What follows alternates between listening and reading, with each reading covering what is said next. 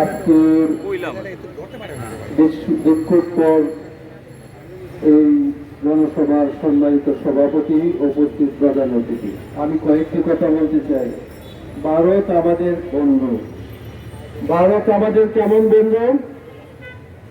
এই দেশের 18 কোটি মানুষের ভোটাধিকার হরণ করার জন্য ভারত শেখ হাসিনাকে সহযোগিতা করেছে। ভারত আমাদের এমন বন্ধু যা আমাদের ন্যায্য অধিকার থেকে বঞ্চিত করার জনগণের বিরুদ্ধে সে দাঁড়িয়েছে।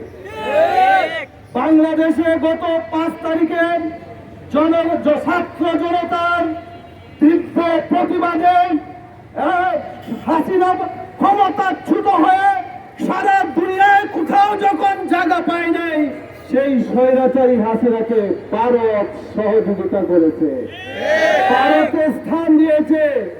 এখন তিনি ভারতে বসে বাংলাদেশের বিরুদ্ধে ষড়যন্ত্রে লিপ্ত হয়েছে।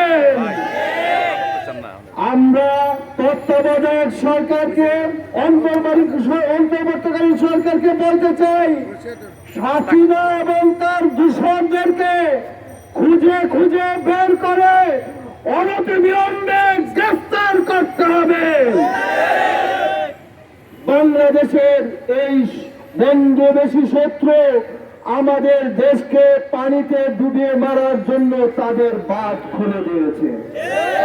শুকনো মৌসুমে তারা বাঁধ দিয়ে পানি রেখে আমাদেরকে শুকিয়ে মারে।